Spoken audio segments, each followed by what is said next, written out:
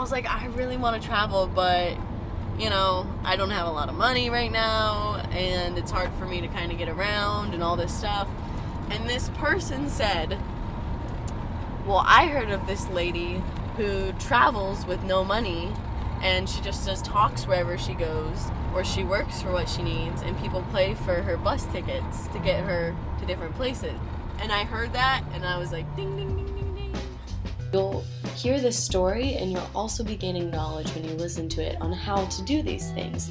I realized that my concern was really just what people were going to think of my decision. And oh my God, she's crazy. What is she doing? She's not, she's supposed to be pursuing a career. This is when she's supposed to be finding a job. And that doesn't appeal to me. That never appealed to me. Play a major role in spreading the love and the joy and reducing our imprint, for future generations and for all that we share this planet with. I was just embarrassed. I felt like I couldn't do it, like I'd already failed. I had no idea what I was doing. What did I get myself into? What was I thinking? Our history of humanity really revolves around great people. And that's all we know about. And why is that? It's because the insignificant people weren't important enough that somebody would take the time to document their life.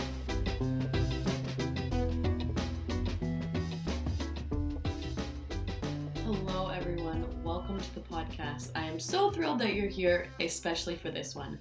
My name is CalenOtto, the host of the podcast, and you are listening to the Unruly podcast. So this episode is so special to me. I feel like I really put my heart into this to bring you a raw, true, as far as my memory can go, real story that is packed with adventure but also information at the same time. So this is the first podcast episode in a new series called When the Travel Bug Bites. And I record this with my partner Tim while we're driving home from a 2-month cross-country trip. So Tim and I had this wild experience together, and during it we went to some places that I had visited in previous trips, and I kept giving him little snippets of my story, and we decided that we should sit down and record the full version. And after doing that, I was like, we have to share this with everyone because there was so much information in there on budget travel and alternative living. So in this episode, we start at the beginning of my story when I was bit by the travel bug. We talk about what it was like for me to be an exchange student in an entirely new country, and I was in South America, living with a completely new family for a year, and how I navigated that with anxiety and depression. We also go into what happened when I came back, why I was inspired to budget travel, why I decided that I was going to travel across the US with almost no money. I ended up starting with a $200 or $300 gift card, and that was it. And we also give a lot of tips to budget travel. And in this episode specifically, we talk about dumpster diving, how to do it. I give you resources to learn how to do it and learn more about it. So that is really helpful. And these dumpster diving stories are laced within the episodes to come. So thank you for being here. Thank you for listening. This is such an important, cherished story of mine, and I'm glad that it's falling upon open ears. So, let's get started.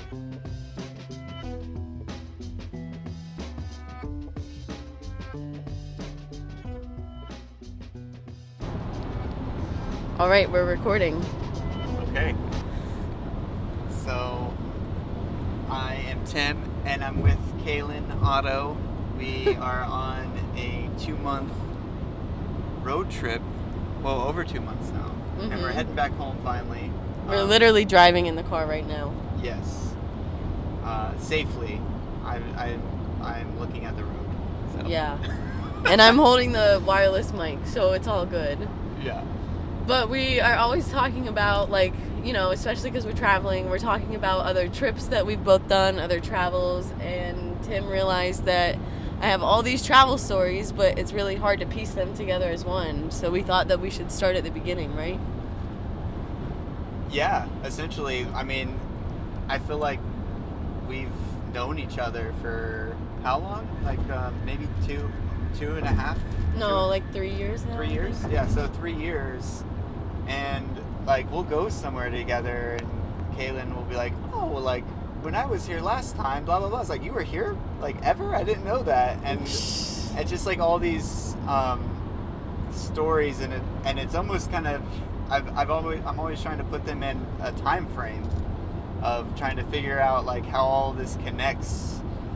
So I thought it'd be interesting for us to sit down and actually try to walk out that story, like play it out. So, and now we have time, so yeah, we've got like a lot of time. We have like 20 hours of driving time. So yeah. So I think you should probably tell the story of the incident that just occurred 5 minutes ago, just because I think that's a funny start to this. Yeah. So everyone, welcome to the podcast. Today's going to be a little bit different because usually I'm interviewing people, but now Tim is going to interview me. And I wanted to start this podcast off with a weird experience that literally just happened like 15 minutes ago. So like we said, we're going across the country. We're in Oklahoma, and we stopped at this gas station. Like, if you live in Oklahoma or you love Oklahoma, that's cool. Comment and tell me what you love to do, why you love it. It'd be really interesting because, yeah, we both think it's just kind of like a weird place. And this is why. I went into the bathroom. I really had to go to the bathroom, okay? Really had to poop. We pulled off an exit, went to a gas station, and so I went into the bathroom, and the lights were completely off. Like, it wasn't lights on a timer. It was just regular old lights. The switch was flipped down. The lights were off in the bathroom. So I turned the lights on. There's only a few stalls. Went and sat down, about to go to the bathroom, and I hear someone sneeze. Like 2 stalls over. There's only like 3 stalls in there. And it's just really awkward because then I kind of hear them breathing. And then I go to the bathroom, and it's just very strange that someone was sitting in the dark, and then I heard them sneeze, and that's the only reason that I knew that they were in there. And then I looked at the bathroom stalls just out of curiosity, like, oh, which one are they in? And they're all unlocked. Like, it's not latched like normal, I don't know, like people do, you know, when they're going to the bathroom. So I almost turned the lights back off when I left because I'm like, maybe that's what you're comfortable with? I don't know. But I was a little freaked out because I always have this weird fear that someone's like waiting in the bathroom. So I just left. But I just felt like that should be documented. Yes. Yeah, good travel story. Like, those are the ones that you might forget too. Like, just like the little tiny details in between the big events, you know? Yeah, exactly. That's one that I'll be really happy that I recorded when I look back and listen to this. I'm like, I didn't want to forget that one. Yeah, totally. So, when kind of knowing a good bit about you, I feel like, at least, it sounds like you graduated from high school in Ohio, and then, like, shortly after that, you went to be an exchange student in South America. So, like, maybe where we could start is maybe your, like, what inspired you to go to South America and to, like, kind of start your adult life as like a traveler, like, and opposed to maybe more traditional things like going to college or right into the workforce? That's a good question, Tim. I feel like we're on a newscast. That was a great question, Tim. Thank you. Over to me. Let me think. So, yeah, I went to high school in Ohio in a really small town, and it's weird because not a lot of people were doing, like, traveling, you know, and I was vegan my senior year. I don't remember if I was my junior year, but definitely my senior year. I don't know. I just felt a little bit weird. I know that all of us feel different, but I felt different in the way that, like, I really wanted to go try something different, and I was already a little strange, you know? And so I remember that, like, when senior year came, people were applying to colleges, and everyone kind of had an idea of what they wanted to do, and I had no idea what I wanted to do. And a family friend that we were really close with, their daughter, who was a little bit older than me, had been an exchange student in Spain. And we hung out, and I remember her telling me about it. And when she told me about it, she was just like, yeah, I went there. I didn't have to go to school because, I already graduated. So I just kind of partied and I had fun and I met all these people and I learned a new language and I got to travel. So I'm like, oh, wow, that sounds fun. And I had no idea what I was going to do. And at the last minute, my mom was like, you should try to be an exchange student. Like, we have some money saved up, not enough for you to go to college, but you could use it and be an exchange student if that's what you want. Like, this is for you. You get to choose. So last minute, I was like, you know what? Let me just, let's see. And I was an exchange student with Rotary. It's called Rotary Youth Exchange Program.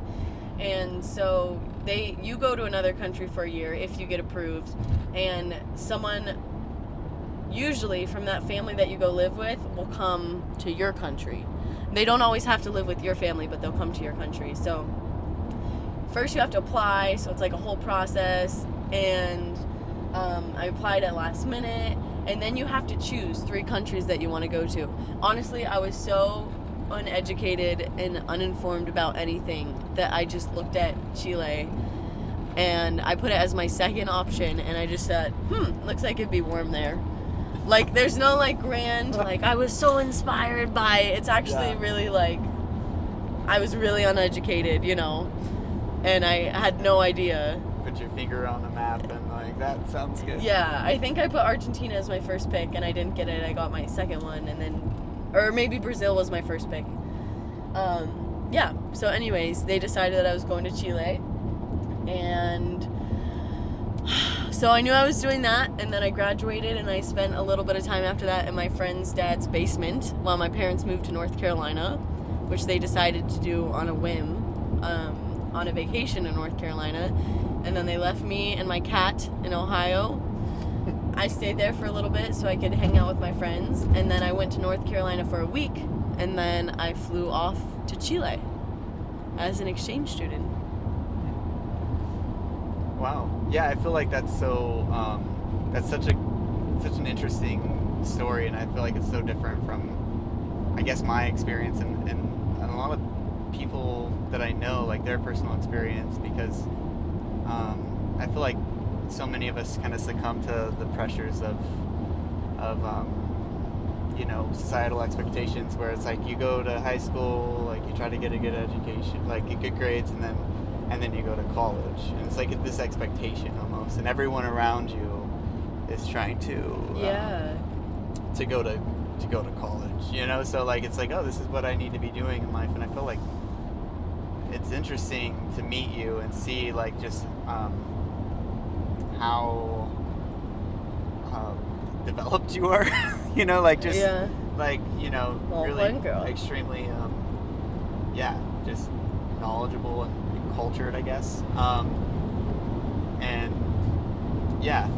it just kind of shows that there is another way to go about things after high school. I think that's really cool. Yeah, well, too, I mean, I think I felt like a lot of other people where you don't know what you want to do.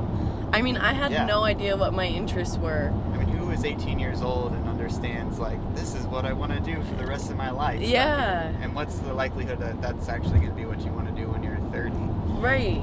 It's like, I don't want to, and at that time I had already, like, had a job, I was a vegan, but I worked at Dairy Queen first, which was very disturbing.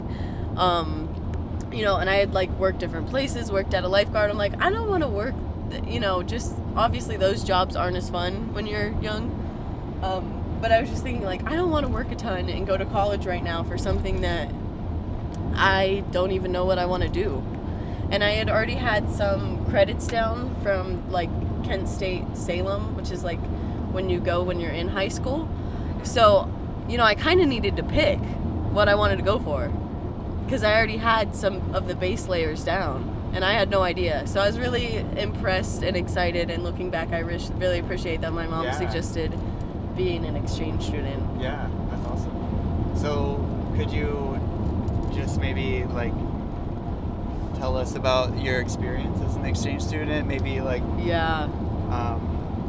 some of the highlights, and for me, I think it's just cool to hear the time frame, so I can, just hanging out with you, like, piece it all together, and I think it's just fascinating too. So yeah, well, let's see. So I was, like, 17. I'm pretty sure I turned 18 or 19 when I was in Chile. I can't remember exactly, but it was around that age. So first of all, I, at school, did not pay attention in Spanish class.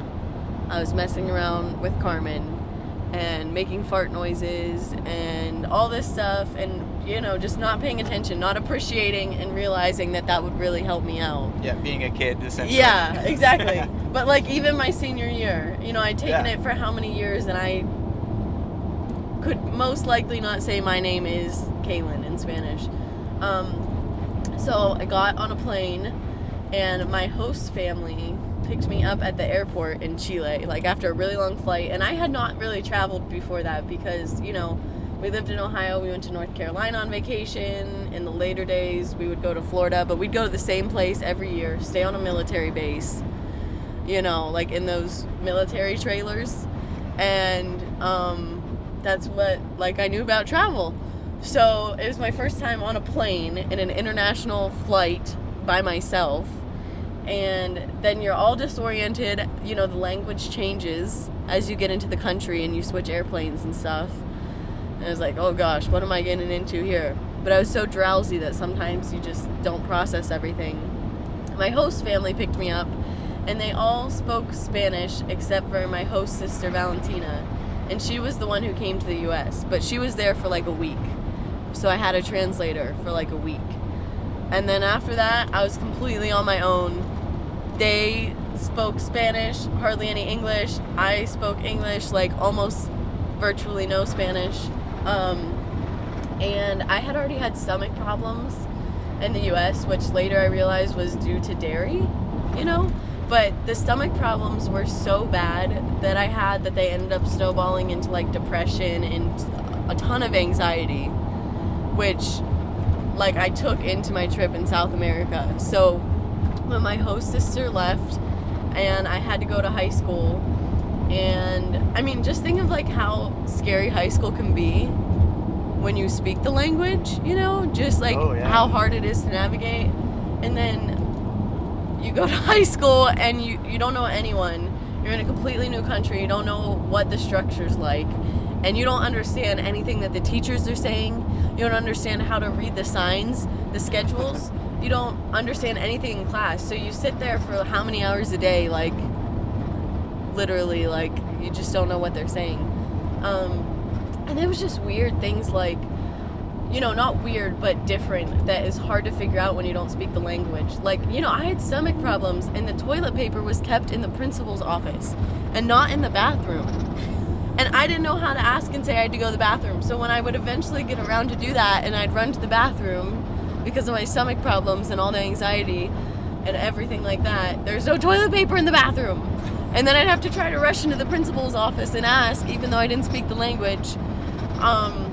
And it was just a lot of, interesting things like that. So, reflecting now, knowing a little bit more about world issues, I couldn't imagine, being an immigrant or refugee in a new place and not speaking the language and all of these things. It's probably 10,000 times way worse than that. But even my experience, I was like, oh my gosh. And it was just, okay, I'll tell you a couple things that I remember about school. Because one, the toilet paper thing really got me. But I had two, friends. They spoke English really well, and we got along really well, and they really helped me navigate everything. But one day, they called me to the principal's office, when I first started going to school there, and they showed me a picture of my family. And they kept pointing at my parents, but speaking Spanish, and they looked very serious and very upset. And they didn't call in a translator, even though it was a Spanish-English school, so multiple of the teachers spoke English, super well, And I thought, I don't know, had my parents died? What had happened? And I was bawling, and then they sent me home. And I walked home, so they're just go home. And I walked to and from school every day. So I remember knocking on the door to my host family's house, and my host dad answered. And I just remember bawling and falling into his arms. And then, through translator and all this stuff, I finally got to explain to him what happened, and he was so mad. Because he was like, why would they do that to you? Look all upset and point at your family. And I was like, well, I don't know, had my parents died? What had happened? And they didn't call in a translator, even though it was a Spanish-English school, so multiple of the teachers spoke English. And I thought, I don't know, had my parents died? What had happened? And they he was really That's upset. So something had to change with school because it wasn't going well. And eventually they put me in the pre-kindergarten classes, the kindergarten classes, the 5th grade and the 6th grade classes, the English classes. So the kids were learning English. They knew more English than I knew Spanish. I got to learn Spanish and help the teacher teach English. Nice. And that was a really good thing because, like, the kids were so smart. Pre-kindergarten knew more English than I knew Spanish. Yeah. And it really helped me, like, the basic things really helped me learn Spanish, you know, sitting in on those classes. 'Cause you speak Spanish really well now. Thanks, Bob. Yeah.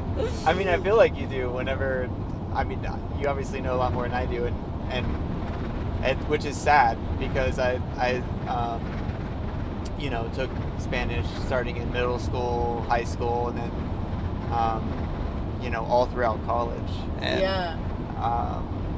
you know, when we, like, come to a point where, like, the few occasions where, like, someone is speaking Spanish, I'm like drawing a blank and you're just, you know, fluently talking with them. It's pretty... Well, it's hard because, I mean, just learning it in the U.S., one, I don't feel like we learn it as deeply as other countries have to learn English or choose to learn English.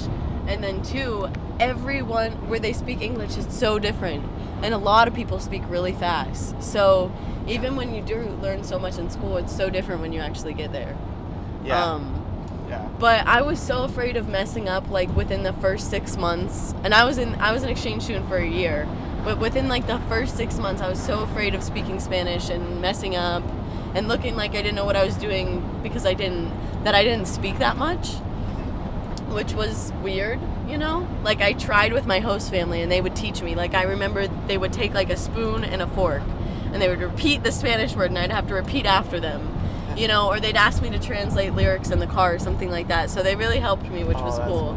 And I think at some point I put, like, sticky notes on things in the Spanish name. Yeah. But they got so used to me and my broken Spanish that they knew what I was saying more than other people did. Yeah. So we had it's almost like a toddler. Yeah!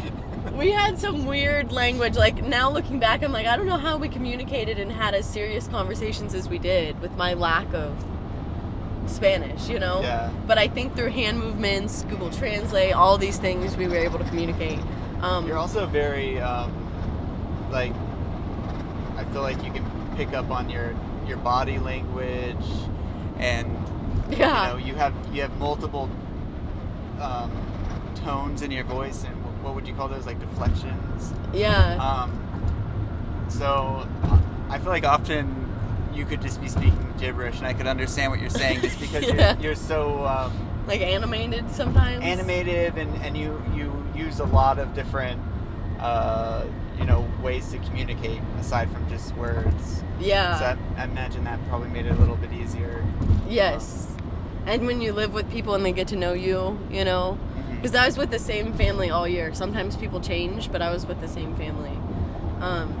But my host family was really awesome, and they were really helpful. And we had some things that I think kind of jarred us about each other, coming from different cultures and stuff.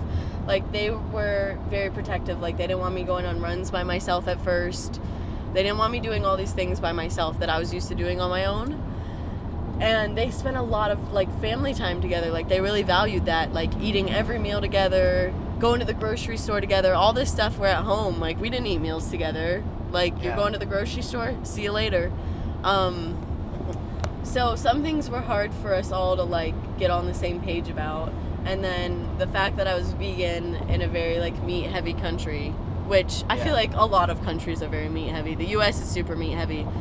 But there, I think that veganism or vegetarianism is way less prominent. So that was, like, another barrier for a little bit. But it's just so weird showing up at someone's house that you've never met before, and then you just live with them. Yeah. For a year. And just, especially in a different culture, too. Yeah.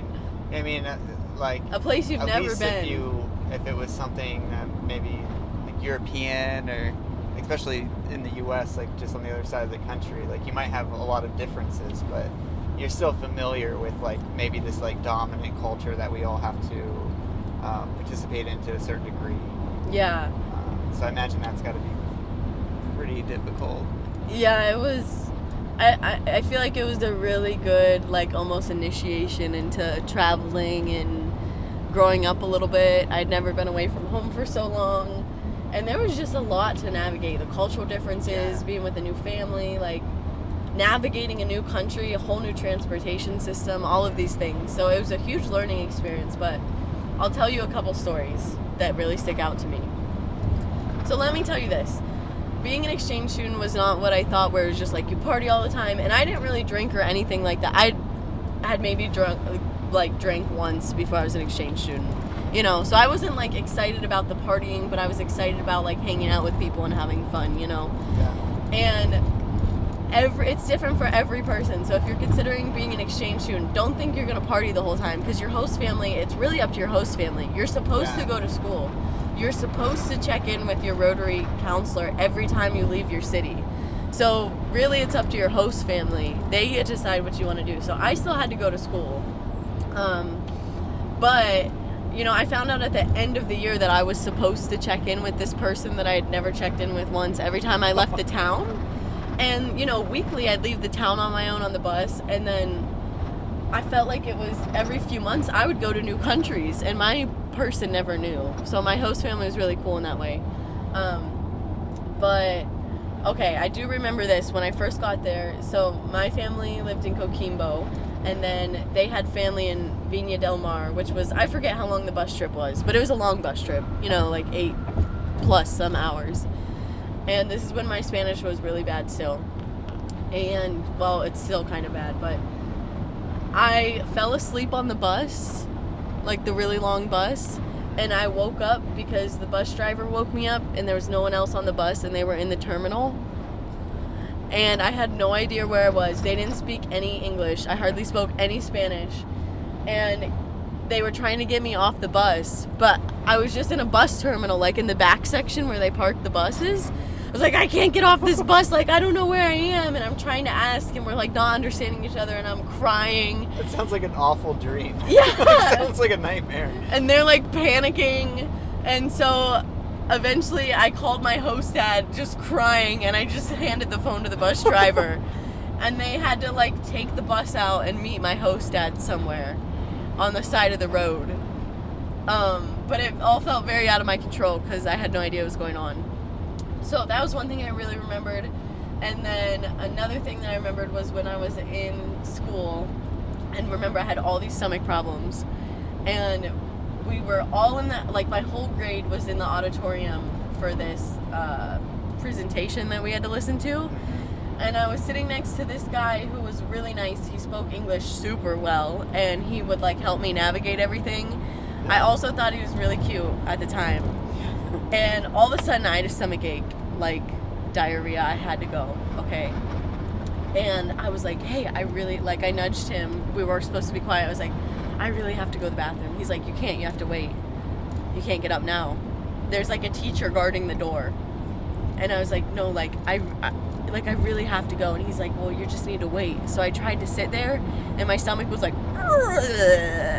like there was a monster inside of me. And it was so quiet because they were like showing like a quiet video and someone was talking. And I don't even think the person was using a mic. It was just like voice level. And my stomach got so loud that at one point everyone turned and looked at me. So I jumped up because I'm like, I'm going to poop my pants right now. And I ran to the door, and the teacher was standing in front of the door, like, trying to not let me leave. They didn't understand what was happening. And I'm trying to explain I have to go to the bathroom, and everyone's watching. Oh. And then frantically, I pushed, like, aside them, pushed out the door, and then you have to go to the principal's office to get toilet paper. And it was just a whole fiasco, and it was really embarrassing. And that's one of the things I remember about school. But school was, I got really close with all the kindergarten kids and all, like, the 5th and 6th graders. We like loved each other. I would hang out with them on my breaks, and they were really sweet to me. They threw me a party like when I left, and we all ate snacks, and like they told me about their lives. I got to tell them about mine. So school was interesting, but what I really loved about being an exchange student was that, you know, there was exchange students from all over the world, and we got to go on trips with all those people who were living in Chile from all these different countries. And we got to go to some really epic places that I think I appreciate now more than I did then. But we got to go to like Easter Island, Patagonia, Wow. like all these different places. And then on top of that, I got to backpack with, like, I feel like I formed a family with those exchange students. We called it our family, like 5 or 6 of us who were really close. And, you know, we would go backpack on our own through Chile, to Argentina. We went to Bolivia. We went to Peru. Did you go to Machu Picchu? Yeah, Right? that's when I went to Machu Picchu with them. And that was like my favorite part. And it seems like you still have some friend, like your friend in Denmark, that Mhm. you talk to and FaceTime. Yeah. Like almost every month or so, right? Yeah, like I'm Wow. still really close with a handful of That's those cool. people because we went through so many weird things Yeah. together. And only two of them lived close to me at the time, so I could hang out with them pretty regularly. Like they lived a town over, so we'd take the bus and hang out. But the other ones I would only see for those trips, but we would just get so close because they were so weird, and we all were like, oh my gosh, isn't this thing so strange being an exchange student, you know? And I imagine knowing like all these other people from all these other countries, like Denmark and Germany and all these various countries, probably, I mean, it had to have maybe like sparked maybe a desire to travel and see their places. Oh yeah, because I would learn, I mean, that was the first time I feel like I actually learned about other countries and like world news and what was going on in the world. Because, you know, you're all talking about your home life, it's no big deal to you. But that gets everyone interested in wanting to see, you know, what that's like. So we'll talk about it soon, I'm sure. But, you know, later on I went to Europe and got to stay in Germany and Denmark and Finland and all these places where I had really close friends. So yeah, I'm still really close with. And you stayed with them. Yeah, at their houses. Like That's I got to see these things that we talked about so many years ago. Yeah. So I'm still really close with some of them. But I mean, just oh gosh, the things that we would do. You know, we're like teenagers still in a foreign country to us, on backpacking trips with no adults around, staying in hostels, taking really cheap buses, like just some weird things, you know? Yeah. It's just, and seeing all these beautiful places. For me, a lot of them had already traveled before, but for me it was the first time. Yeah, it's gotta be like eye-opening for sure.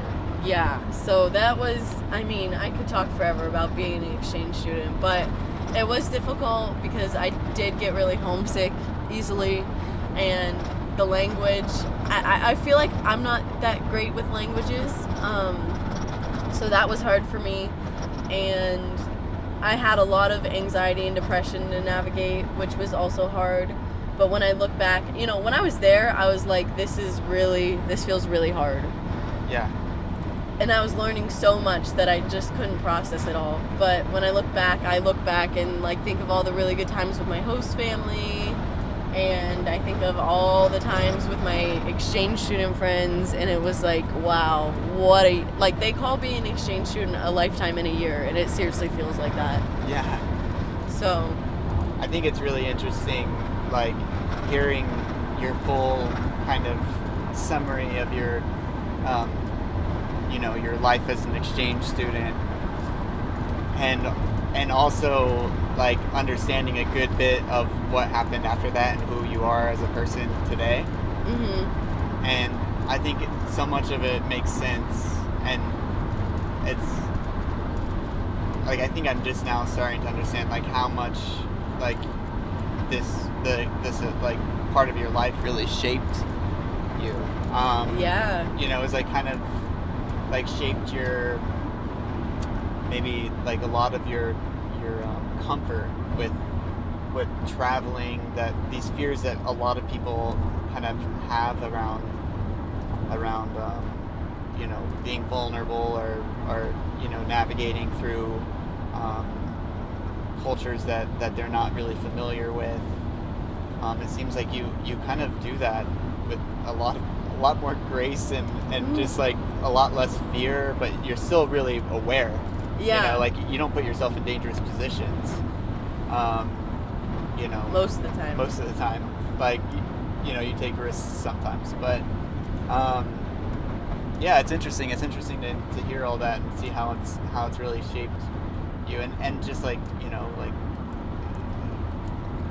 now you have a second language, you know, like Yeah. you were like forced into learning, kind of, Which you is know, out of, good like, because I think people should, you know. Yeah. In the U.S., so many people, or people who grew up here, I feel like a lot of people, especially white people, feel the response that they don't have to learn other languages because everyone speaks my language. exactly. And a lot of people do speak English, but geez, like, And you know, try. It's interesting too because, you know, I have friends whose like major was, you know, linguistics or something, and some type of language, where that they may have spent, you know, the bulk of their college years like learning this language, you know, for 4 years or something, and 5 years later, like just didn't really use it, and now they're kind of like where I am with it, where it's like, you know, I kind of like, I might be able to decipher some things. It might come back to me if I really practice it, but it's pretty amazing to like just. It seems like you fall back into it almost because it was if you're immersed in it for, you know, a year, like things come back to you. I mean, there's still words that I'll try to recall and I can't, but then if I hear them, I'm like, oh, I know what that is. Yeah. So if y'all listening want to learn a language and you have the privilege of being able to travel somewhere, immersing yourself is honestly the best way.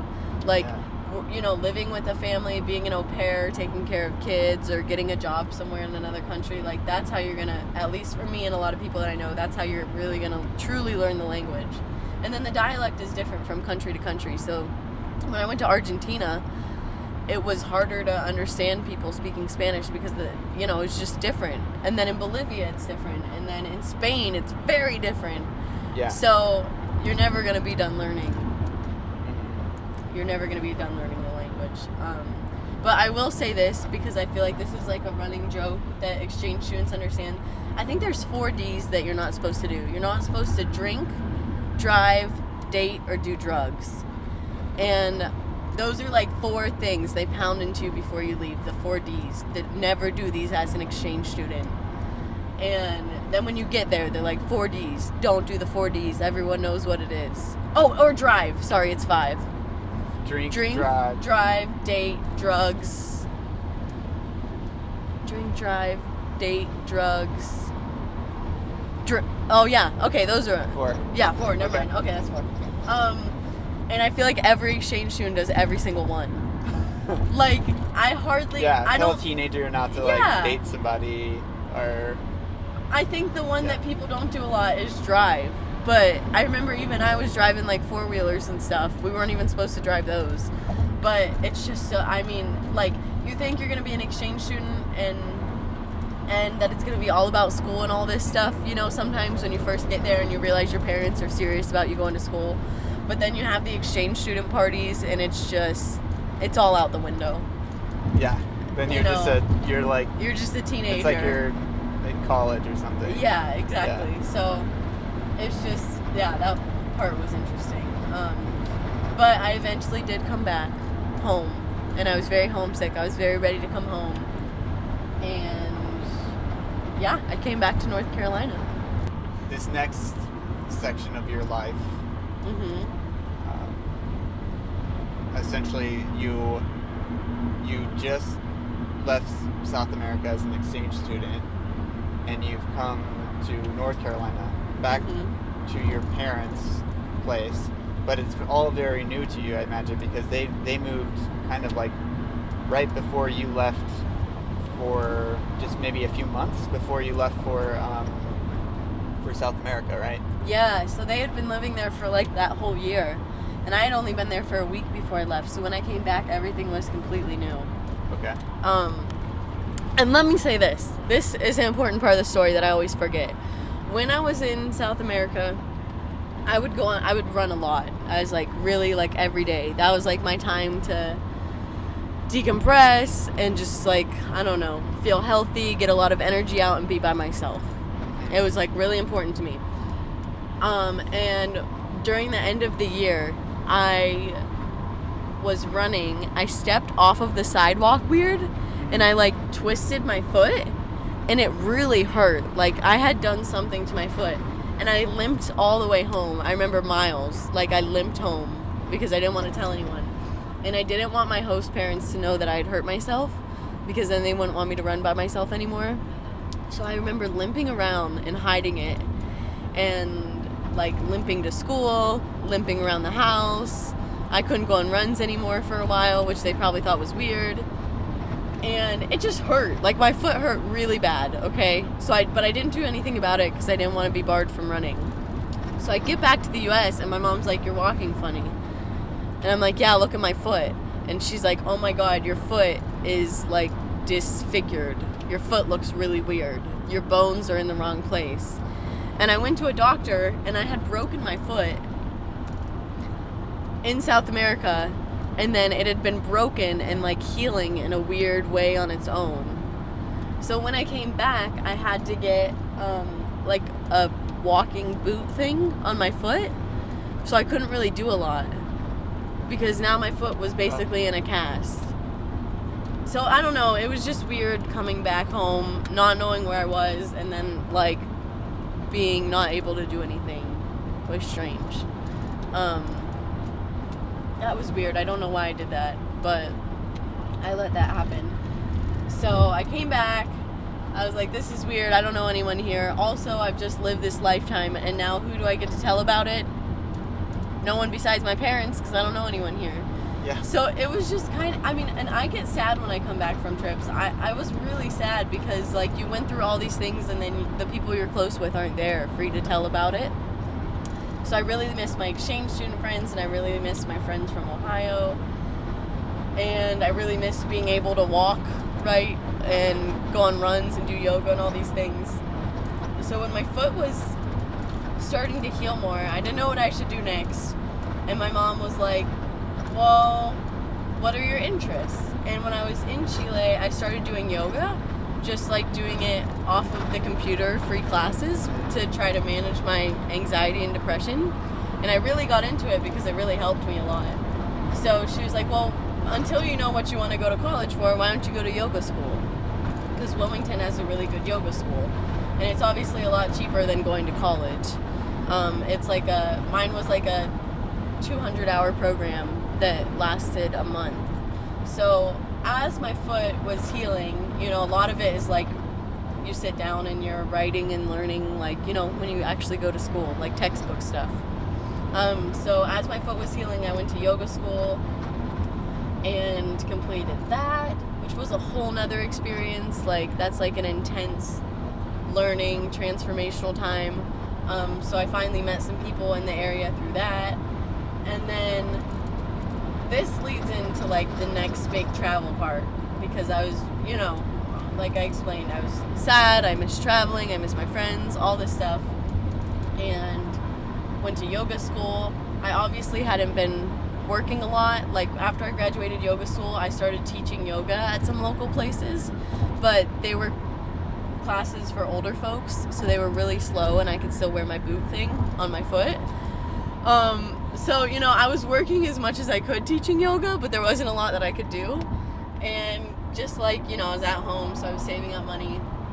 And this one person who lived in Wilmington was so cool, and she had these yoga days at her house where you would go, pay $20. She's an amazing yoga teacher. She would teach yoga out on the dock by the water, and then she'd make these incredible vegan meals that were out of this world, like homemade ice cream with flowers in it and all this stuff.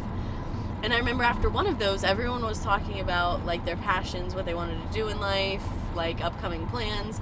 And I was like, I really want to travel, but, you know, I don't have a lot of money right now, and it's hard for me to kind of get around and all this stuff. And this person said, well, I heard of this lady who travels with no money, and she just does talks wherever she goes, or she works for what she needs, and people pay for her bus tickets to get her to different places. But she starts with no money, and she just goes around the US like that. And I heard that, and I was like, ding, ding, ding, ding, ding. And I never looked her up. I don't think I ever asked what her name was. I never looked her Wow. up to see if this was a true story. And I was Just- like, if someone just did that. told you that, and that was like Yeah. resonated with you. I was like, oh, wow. Yeah. I want to see if that's like actually a thing that can be done. So that kind of pushed me. And how long into that was? What was that time frame between that and like coming back from South America? I'm gonna guess because I don't know for sure, but maybe I spent maybe that was like 5 months after I'd been home. Okay. 6 months, because I had the foot thing. I had yoga school for a month, and then I was working teaching yoga when I graduated for a little bit. So then, kind of this like travel bug, like kind of hit you again. Yeah. And you're like, I'm gonna try to do this. Yeah, I'm like, some lady did it. I think Somewhere in the world. Someone said some lady did it. I'm pretty sure it happened. So that took me into like a flurry of research, not on this lady. Like I said, I never looked her up. Yeah. I never confirmed that this was true or could be done. But I started looking online like, okay, what are some alternative methods of travel? Does anyone like kind of do this? And I found Rob Greenfield, he's an environmental activist, and he's like incredible. He has so many free resources and guides to like dumpster diving, cycling across the country, like all of these things. Yeah. So basically I just read all of that I could of Rob Greenfield stuff, like before I ever did it, like learning how to dumpster dive, learning how to do all these things. And then, so I like absorbed all of that, and then I just like watched YouTube videos. I'm just curious, real quick, like saying learning how to dumpster dive, because I've dumpster dived like a good bit in my life, and like learning how to dumpster dive with me was just like, all right, jump in. Like, Yeah. Right. Or what was? Could you elaborate on that? Because I mean, I feel like I might have some tips on like people that might be like, oh, what is that? Because it's kind of, it might sound a little radical, but it's really not. It's not nearly as dirty as one would think, and you can find some like Good food. fresh organic vegetables, like, that's packaged, that's not like touching any nastiness. Yeah. Okay, so yeah, that's weird to say I learned how to do it online. But I read about it a lot because I had not tried it in North Carolina, and I never tried it before I left on my bike trip. Yeah. But he was basically like, this is how you dumpster dive. You go to a dumpster, you open it up, you get inside, you search for food, you close it and leave everything nice so that they don't lock other people out. But he had tips for like, the best dumpsters to go to, how to make it still accessible for other people. And then he had this promise, which is still up on his website this year because I checked, that if you get arrested for dumpster diving, he will pay for all of your court costs, like whatever, if you get arrested and go to jail, bail you out of jail, and he will come to your city and do like a big PR thing. That's awesome. That's actually really, I didn't know that. yes. That's really cool. So he'll come, Yeah. he's like big on food waste and just how ridiculous Yeah. it is in the US. So he Oh, will it's- come and make a scene. Especially in the U.S. I mean, I've heard, I don't know like the veracity of it, but like certain countries, maybe France or something, that like it's illegal for a lot of these grocery stores to throw out their food that way, and it has to go to the next place, like Yeah. to like homeless shelters or something like that. And I feel like there was a time in my life where I was dumpster diving a lot because I just didn't have very much money, and also it was fun. It was kind of exciting. Yeah. So I feel like for now I don't. I don't know. I don't know. kinda We should phased probably out. start. Yeah, but I kind of enjoyed the excitement, and I would get so much food, like that. I was rarely buying food, and I would bring like all of this fresh produce and fruits and stuff to a farm animal sanctuary that I was volunteering and doing some work for at the time. Mm-hmm. Like they would, so like all the animals would just have like this, Free like food. all of this like delicious fruit and veggies. But just to kind of stay on this topic real quick, because I feel like this is a really interesting one. Yeah, it's a good one. And we can like edit some of this stuff out if we want to. Oh no, it's staying. Okay. Well, some things, if anyone's interested in dumpster diving, I want to give like a few tips here. Okay. One, they have like, there's like 2 different styles that I've seen with dumpsters. One is just like the classic, you flip it like over the like you open the lid. like you open the lid, and then the other one is like the compressor style. Scary. Like, don't go in there. No, Like, don't. Never go into one of those where they literally have like a hydraulic that compresses it, like something straight out of like that Star Wars I've heard scene. people have gotten stuck in there before. Yeah. So don't go in there. So safety, like, do not go in there. And the other thing is, like, in grocery stores, there's a really good one next to us in North Carolina that's not far from where we live. And the beautiful thing about it is they separate their trash, where they put like all their nasty trash and all the meat and dairy in one dumpster. Because meat and it's- dairy is also trash. Yeah. And it's like 50 feet away from their produce dumpster. Their produce dumpster is just like right outside the door. And essentially, like, whenever they just have like, they get it for so cheap, the produce, that whenever they have new shipments, that they'll just like take, you know, the old stuff and they'll just be like boxes full of it that like have never actually touched the dumpster.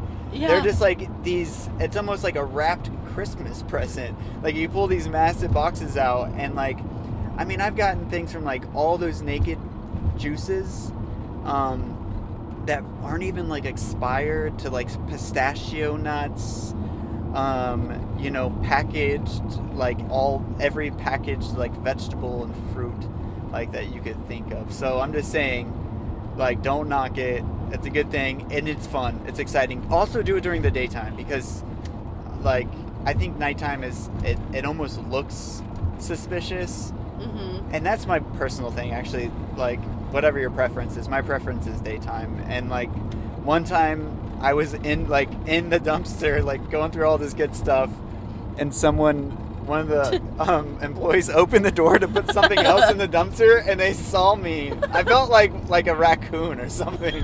Like, I felt like I was like a stray animal, you know? Yeah. And they saw me, and they literally just like just as if they didn't, just turned around Yeah. and shut the door. Like, Perfect. that was the only time I've ever had that experience, except for I'm rambling here, but except for Trader Joe's. Those people suck. For whatever reason, like, they guard their dumpster like it's treasure. Like, Yeah. like, they do not want anyone going near their dumpster. Okay, Trader Joe's has some problems because they also are so mean when you disrupt their store, like an animal rights protest or something. Yeah. They're like in their flowery shirts, all sweet, and then as soon as you're like, "Attention, everyone! Please stop murdering other people," they are like on you, fast, all mean, up in your face, calling Yeah. the police, like all of these things. So I agree, Trader Joe's. Yeah, they You need need to to step calm- up. simmer down. They need to simmer down a bit. I mean, like, literally, we're just taking like food that you're throwing away and try to repurpose it, like, without it going to a landfill. So to like get all butthurt and to the point that you're like paying someone to guard your dumpster, it's absurd. Like, Yeah. it's almost criminal to me. I mean, that's like that you're so persistent on, and people will say like, oh, well, they don't want to be sued, blah blah blah, for someone getting sick. It's like, when does that ever happen? Yeah, people don't. I've met Yeah. so many people that dumpster dive, and no, I've never gotten sick. No one I know has ever gotten sick. You use your judgment. If something looks so bad that Yeah. you wouldn't want to eat it, don't eat it. And it's funny because there's a grocery store, like our closest grocery store to us, they'll have these like manager special for certain vegetables. And I'll look at it, and the stuff is gross. Like, I'm like, I will get sick if I eat this, and they're trying to like Sell it. sell it. You know what I mean? Like, the stuff that I find in the dumpsters are like way fresher are more fresh than like than what they're selling. So if that's the case, like, I don't know. I feel like I would have more of a case if I wanted to sue a corporation or whatever. I'd feel like someone would have more of a Find the case manager special. of like buying the manager special and saying, I purchased this and I got grossly ill. Yeah. You know? So So dumpster diving is not what everyone thinks that it is, you know. This is it. Oh, we're turning on an exit. Yep. 40 East, maybe? We'll see. Yeah. So, I'm sorry, that was kind of a side shoot. But that's good for people to know because, I mean, the trip that I did was very budgeted. And had I not known that dumpster diving was a thing that you could do, I mean, I don't know. I dumpster dived a lot. Dumpster dove a lot. So that was a really helpful thing to learn about. And, you know, also, there is a risk of having to interact with the police if someone sees you or they call the police or whatever. So different people have different privilege levels and feel, you know, different ways and more comfortable and less comfortable about interacting with police. Yeah, use your own discretion. Yeah, use your own discretion. So it's more risky for some people than it is others. So we're not saying like, it's the easiest thing, you just jump into a dumpster. Yeah. But I do feel like a lot of times, you know, stores are starting to watch more now. But even a few years ago, no one was locking their dumpsters, no one was checking, no one was watching you. Like, if they saw you, it was an accident, like you were talking about when you were in the dumpster and they opened it. Yeah. So, yeah, that's a tip for people. And go to Rob Greenfield's website. Just Google search Rob Greenfield, you know, if you do get in trouble, and use him as a resource. And just go learn about food waste on his website and learn more about dumpster diving and all of his tips and tricks and videos and all of this stuff, because it's just, once you get into it, you're like, wow, this is awesome. Definitely. I'm glad we talked about that. Yeah, totally. That was a good one. So, to move forward in your story here. Mm-hmm. So, essentially, you learned from Rob Greenfield a lot, Mm-hmm. right? I learned a lot because he had, I don't know if he had biked all the way across the U.S. I think he did at that point. But he would travel by bike. Okay. And he didn't have a lot of things, you know, like items with him. And he would dumpster dive, and he would travel from city to city and teach people how to dumpster dive. And they would do massive hauls at night, and then they'd go set up in a park and just feed whoever wanted to come. So I didn't learn a lot about biking from him, but I guess I learned more about the lifestyle, like, oh, people do this. And I was like, well, if he does this, I can do it. So I think that I first got the idea to bike from his website. I specifically remember a picture of him. He's like all tan because, you know, he's just like sleeping outside with his sandals on, just like shorts, you know, just all happy biking. And I was like, wow, I mean, if I'm going to travel with no money on a very, you know, almost non-existent budget, then I'm going to have to do something like this. So I remember deciding that I was going to go by bike and that I would dumpster dive, and I heard that lady just worked for what she needed, so I decided that was what I would do too.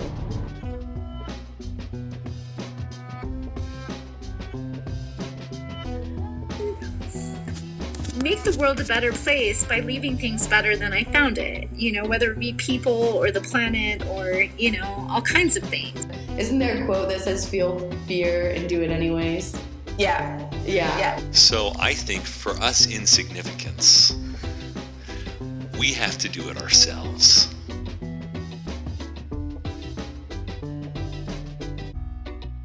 A lot of people are doing things in their life that they're not completely happy with, Mm-hmm. and they're doing it just because, you know, it's a norm and they feel like they feel pressured by society. Definitely. Or they're just, you know, stuck in this rut. Mm-hmm. And, you know, ruts can be comfortable for people, and They can be very comfortable. comfort is not how you grow as a person.